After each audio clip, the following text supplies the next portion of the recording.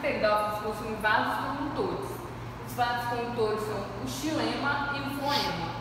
O xilema transporta água e sais minerais, que são chamados de seiva bruta, e o floema transporta estruturas elaboradas pelas plantas, que a gente chama de seiva elaborada, como por exemplo o amido, que a gente faz a glicose. Possuem raízes verdadeiras, que a partir do momento que as pteridófilas possuem vasos condutores, as raízes, os caules e as folhas são verdadeiras. As raízes sugam a água e os sais minerais do solo. Os caules fazem a condução dessa água e dos sais, e temos as folhas. A folha acontece a fotossíntese, que faz parte do processo da glicose. Há dois tipos de esporângios nas samambaias. De acordo com a sua estrutura e o modo de desenvolvimento dos seus esporângios, as samambaias elas podem ser classificadas em eusporangiadas e leptosporangiadas. Em um esporângio, as células iniciais estão localizadas nas superfícies do tecido, a partir do qual o esporângio é produzido. Essas células iniciais dividem-se paralelamente, resultando na formação de várias células externas. A camada celular externa, através de divisões em ambos os planos, dá origem à parede do esporângio com várias camadas, parede do esporângio jovem. A camada interna dá origem a um conjunto de células irregularmente orientada, a partir do qual origina-se as células-mãe. Nós temos a parede do esporângio. Internamente a essa parede existe uma estrutura nutritiva com duas camadas de células de espessura denominada tapete. Aqui nós temos essa estrutura, que é o tapete. Aqui dentro a gente tem os esporos.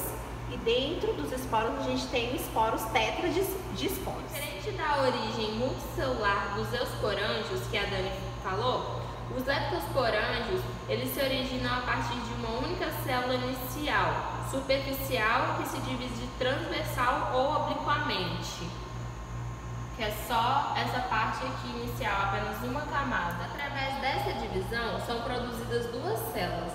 A interna, ela pode contribuir com células que originam uma grande parte do pedicelo do esporângio, ou permanecer inativa e não participar do desenvolvimento posterior do esporângio, que é a condição mais comum.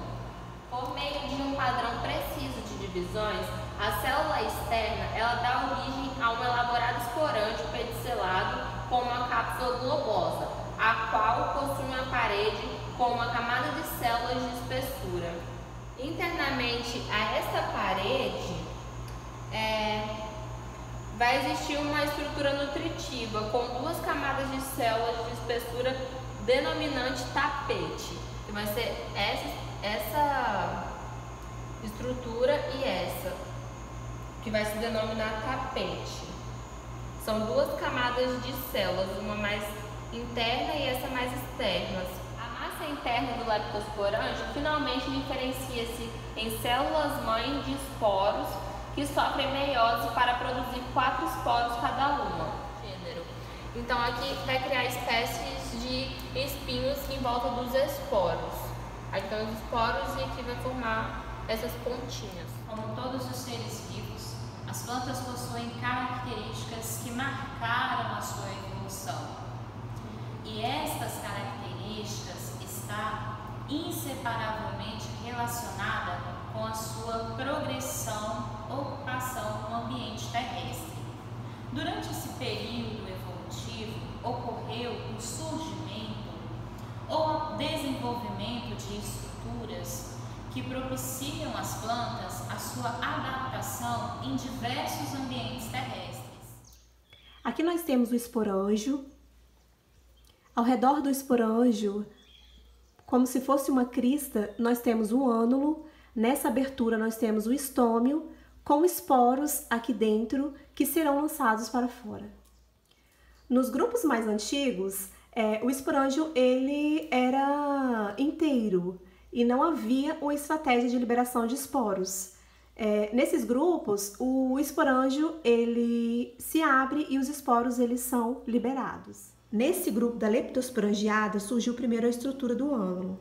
E em todos os grupos que surgiram, esse ânulo ele não estava na mesma posição. Por exemplo, ele já foi oblíquo, ele já foi vertical, inteiro. Então, quando ele era inteiro, ele não estava associado à liberação de esporos. No grupo mais recente, que é o grupo das monilófitas, nós temos da polipodiálise, a licopodiálise, o ânulo ele surge incompleto associado ao estômio. A partir daí, nós temos uma estratégia de liberação de esporos. Então, como vai funcionar essa liberação de esporos? Como o ânulo ele é uma camada de células higroscópicas, ele vai responder à umidade. Quando ele perde água, ele encolhe, leva toda essa estrutura para trás, abre o estômio e é por essa abertura que vão ser liberados os esporos. Então, ele se encolhe para trás e quando ele volta, por essa abertura será liberados os esporos. A estratégia de liberação de esporos só ocorre se tiver o ânulo e o estômio juntos e só ocorre em vasculares do grupo mais recente, que é o grupo das monilófitas.